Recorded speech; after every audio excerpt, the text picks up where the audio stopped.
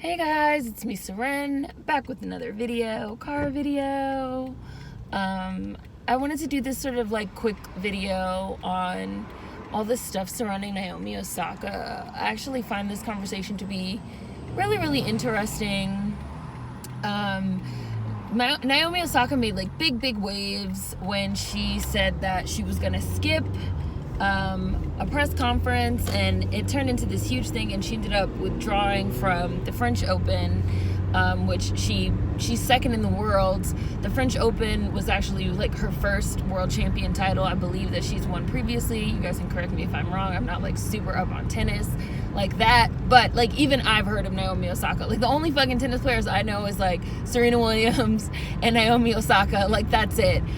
So I know that like the tennis, federation or whatever is freaking the fuck out, because like Naomi Osaka is like one of their fucking brightest, sort of new young stars, if not the brightest. Like we all know Naomi Osaka, like we all know her.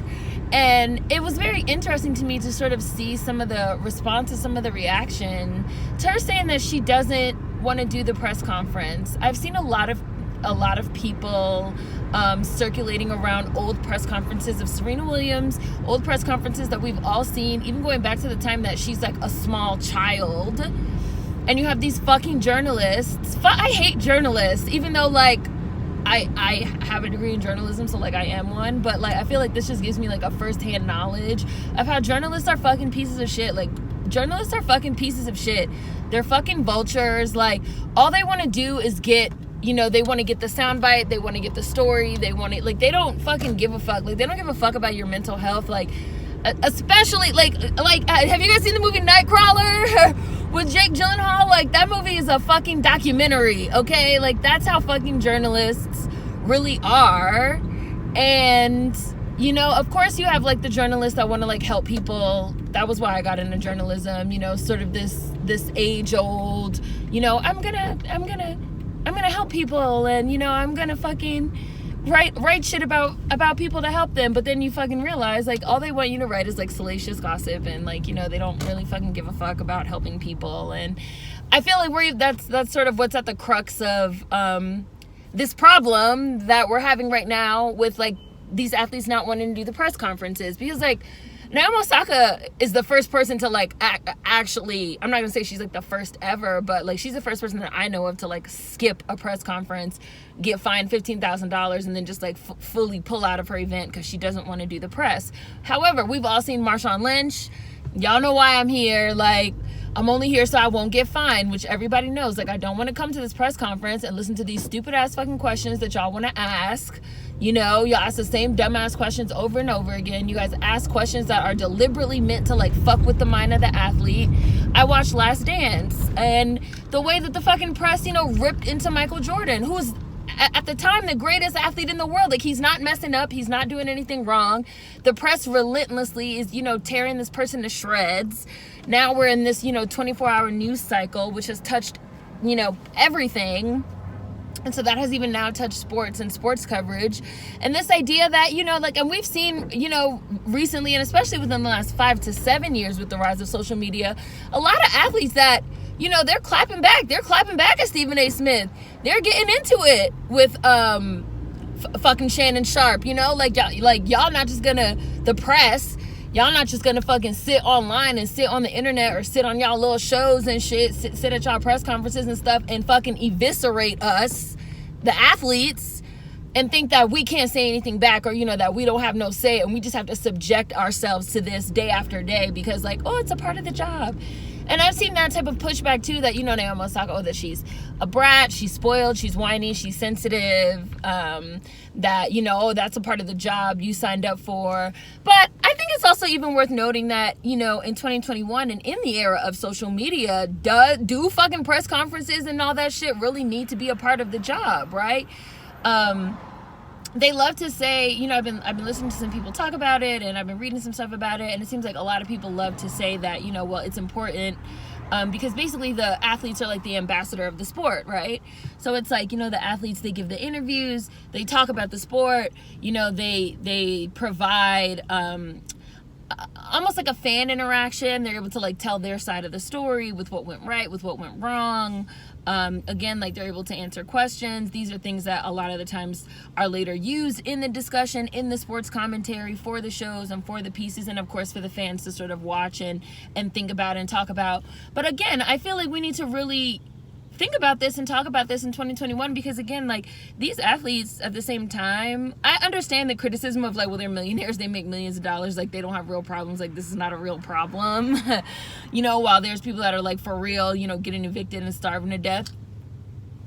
I get that. I don't disagree with that. But I also want to say that as far as like athletes are concerned, this is also 2021 where after the press conference is over, it's not like these people get to go home and like not deal with it. Again, like we're in this 24-hour news cycle now, so it's like the clips of the press conference are going to be put on YouTube, where now like people are going to sit in the comment section and they're going to talk trash, and they're going to come to your Instagram page and they're going to fucking DM you and talk trash and say horrible, vile things to you, and then they're going to go on your family member's Instagram page if they can find it, and then they're going to go on your friend's Instagram page, your partner's Instagram page, you know, everyone that circulates in your orbit to fucking harass these people, you know. And it's just like, we already have a certain level of access nowadays through social media and through the internet and stuff like that. We already have a certain level of access to athletes.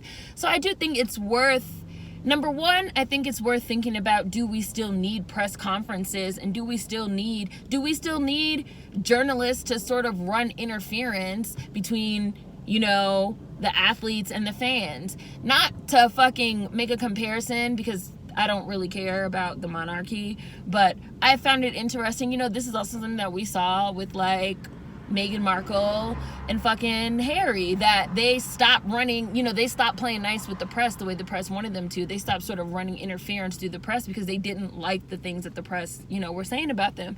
And again, as somebody that really believed in journalism and believed in the principles of journalism, of, you know, truth and fairness and honesty and, you know, getting a story out there, I do still think there's a place for that, and I do still think there's a place for that type of journalism. But so much of our journalism has simply become a circus, and a cruel and malicious circus at that. Like, who can say the rudest thing, the most disgusting thing, the nastiest thing? Who can provoke a response? I was just watching Rush, which was a movie that I wanted to see for a long time, but I never saw, about these two race car drivers. I love, I don't like NASCAR, but I do love the European circuit. Sorry. Shout out to Lewis Hamilton. Woo woo. But I was just watching Rush, which was about race car drivers, and like one of the race car drivers got in a terrible accident, and like the journalist is asking these like shitty ass questions about like, will you be able to race again? What will you do if you're never able to walk again? Won't that just crush you? Like, cause they want to put the fucking microphone in your face, and they want to see you fucking freak out.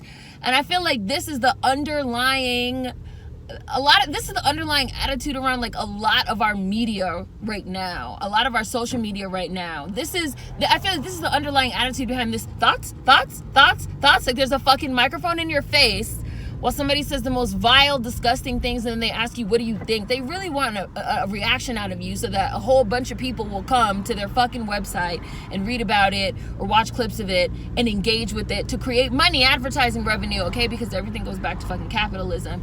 And so it's really interesting to me, like, in the age of social media, where celebrities and athletes, you know, and athlete celebrities, whatever you want to call them, can interact directly with fans. Do we really still need the press conference as it stands right now, when we've already seen so many athletes and in general, you know, like, they don't like it, you know, they don't like it.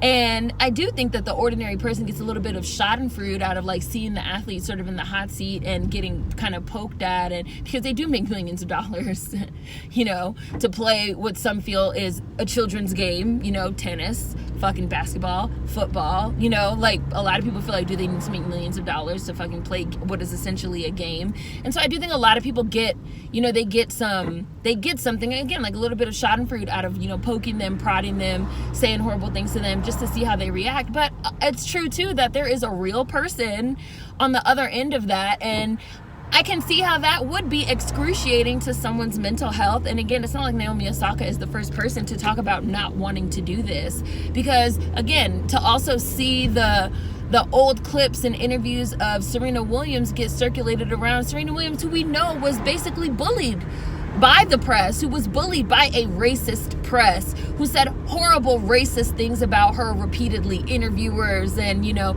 people trying to make up this fake beef between her and the cheating ass white girl that got fucking caught doping herself up like a fucking horse. Like, you know, and so as we see this, we already know that there's already not an element of fairness in the way, it's funny to me to see some of the white players coming out and saying like, well, I don't think there's anything wrong with it. Like, I think it's fine. Like, there's also clearly a difference in the way that the fucking black players, and especially the black women players, are treated versus the white players. So I really don't even think that a white player should be allowed to have a fucking opinion on this, to be honest with you, because like, you're not getting hit with the fucking racist shit. Like, we all saw the way they treated Serena Williams. We can all see these old clips that they're circulating, again, clips from when she was a child, where they're talking just the horrible way that they're talking to her, trying to instill doubt in her. And that was something that really stood out to me as well with Naomi Osaka's statement, was her saying, you know, I don't want to talk to people that doubt me. I don't want to talk to people before or after the game that all they want to do, which is all these journalists want to do, is put doubts in my head, make me fuck up, you know, rip me to shreds, say horrible things to me. Like, it doesn't even feel, this is not exactly what she said. She did say she doesn't want to talk to people that doubt her or that put doubts in her head. And it's just like, we need, if they're going to continue doing these press conferences, number one, there needs to be some type of standard. So like, people can't just ask you whatever fucking question they feel like asking you, you know. Oh, I see that you're dating a rapper, Corday. Do you guys smoke weed and sip lean together? Like, there should be a standard for the fucking questions that they're allowed to ask you. There obviously needs to be some type of standard for fucking racial and gendered, I don't know what you would call that. Like, certain questions, I think, and I know there's going to be people that should also be like, well, freedom of speech, like, journalists can say whatever they want.